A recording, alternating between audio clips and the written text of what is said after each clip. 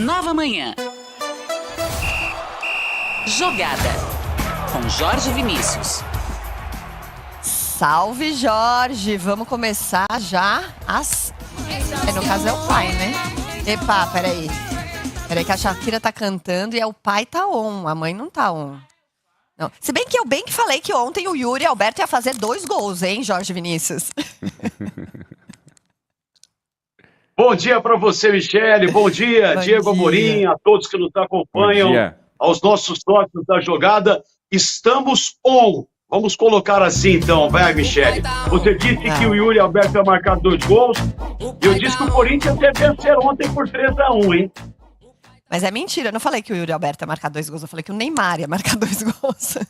Neymar ficou apagadinho, né? Ficou apagadinho, não brilhou nada e ainda foi vaiado, né? Pois é, eu citei aqui o placar de 2-1 também, não acertei o resultado final. Falei que ia ser 3-1 e foi 2-1 ontem o clássico na Neoquímica Arena. Nem Depay, nem Neymar. Quem brilhou ontem foi então o artilheiro do Corinthians, Yuri Alberto, que com 2 gols comandou a vitória do Corinthians. O Timão venceu seu primeiro clássico no ano no Campeonato Paulista. E o recorde de público, desde que a Arena do Corinthians, a Neoquímica Arena, foi inaugurada em 2014, ontem tivemos o maior público registrado. 48.169 torcedores acompanharam esta importante vitória do Corinthians contra o Santos do Neymar. O Corinthians tem 25 pontos, melhor campanha, já está classificado matematicamente para as quartas de final e agora joga uma responsabilidade para o Santos nesta sequência de reta final, de primeira parte, né, primeira fase do Campeonato Paulista, pois o Santos, com 9 pontos, ele não está na zona de classificação do seu grupo e está a 5 pontos da zona de rebaixamento do campeonato. Então, a situação do Santos é muito preocupante, principalmente com relação à questão de repente, ficar de fora da fase de quartas de final do Campeonato Paulista. Ontem também, a Ponte Preta venceu o Mirassol e o São Bernardo derrotou o Noroeste. Por que eu estou citando esses 2 resultados? Porque a pressão para cima do Palmeiras essa semana aumentou demais. O Palmeiras hoje joga contra a Inter em Limeira. Se o Palmeiras vencer a Inter, ele vai a 16 pontos. E mesmo com 16 pontos, o Palmeiras não consegue, nesta rodada, entrar na zona de classificação do seu grupo. Pois no seu grupo, o grupo D, o São Bernardo lidera com pontos e a Ponte Preta tem 18. Se o Palmeiras vencer hoje, ele chega a 16. O jogo é fora contra a Inter de Limeira em Limeira e no final de semana o Palmeiras vai enfrentar o São Paulo em um clássico da competição. Então, situação está delicada para o Verdão no Campeonato Paulista. Já o tricolor, o São Paulo, viu, Diego Amorim?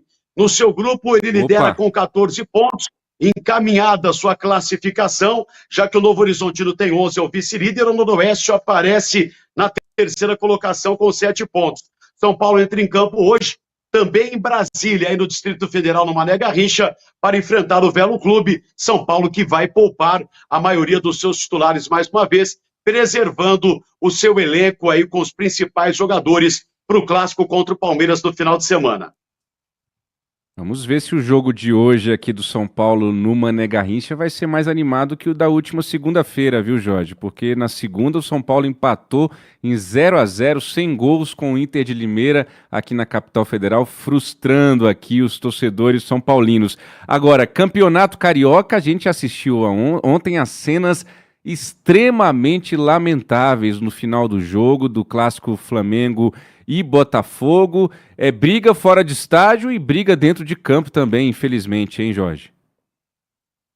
É impressionante, né, Diego? Os jogadores em campo não conseguiram dar um bom exemplo e por isso que essas confusões também, elas ganham mais espaço entre torcedores que brigam fora das arenas dos estádios de futebol, né? Cenas realmente lamentáveis, organizadas pelos jogadores do Flamengo e do Botafogo. Os 2 times se enfrentaram ontem no Maracanã, em jogo atrasado ainda da 7ª rodada. E no ano, mais uma vez, o Flamengo conseguiu vencer o Botafogo. A vitória foi de 1-0 e com esse resultado o Flamengo assumiu a liderança isolada da Taça Guanabara com 17 pontos. O Volta Redonda é o vice-líder com 17, o Vasco tem 14, é o terceiro, e o Sampaio Corrêa tem 13, é o quarto colocado. O Botafogo com 12 é o sexto e está fora da zona de classificação às semifinais da Taça Guanabara, e o Fluminense também hoje ficaria de fora das semifinais no Rio de Janeiro. Diego e Michele. Bom, e rapidamente aqui, Jorge, outros estaduais, também a Copa do Nordeste, o que você conta pra gente? Então, acelerando aqui com os outros estaduais, no Campeonato Mineiro, o Cruzeiro ontem perdeu para o Democrata por 2-1, o Atlético Mineiro derrotou o Itabirito por 3-0. Estão definidas as semifinais, que já começam no próximo final de semana em Minas. Atlético Mineiro contra Tombense, Cruzeiro contra o América Mineiro. No Gauchão, vitória do Inter ontem fora de casa 3-1 contra o São Luís. O Inter lidera o grupo B do Gauchão com 17 pontos. O Grêmio é o líder do grupo A, o Juventude líder do grupo C.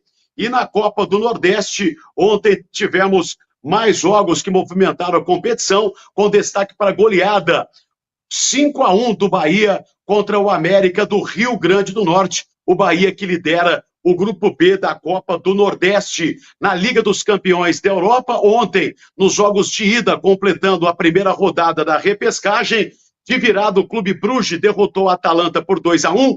O Benfica foi à França e venceu o Mônaco por 1-0. O Feyenoord, com 1-0, derrotou na Holanda o Milan da Itália.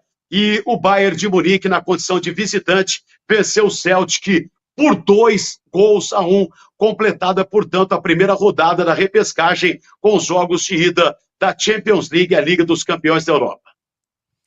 Muito bem. Jorge Vinícius, obrigada pelas informações do esporte. Amanhã tem mais. A gente retorna amanhã com outras informações atualizando o esporte aqui na nossa participação e no nosso quadro, na nossa coluna Jogada. Até lá. Valeu.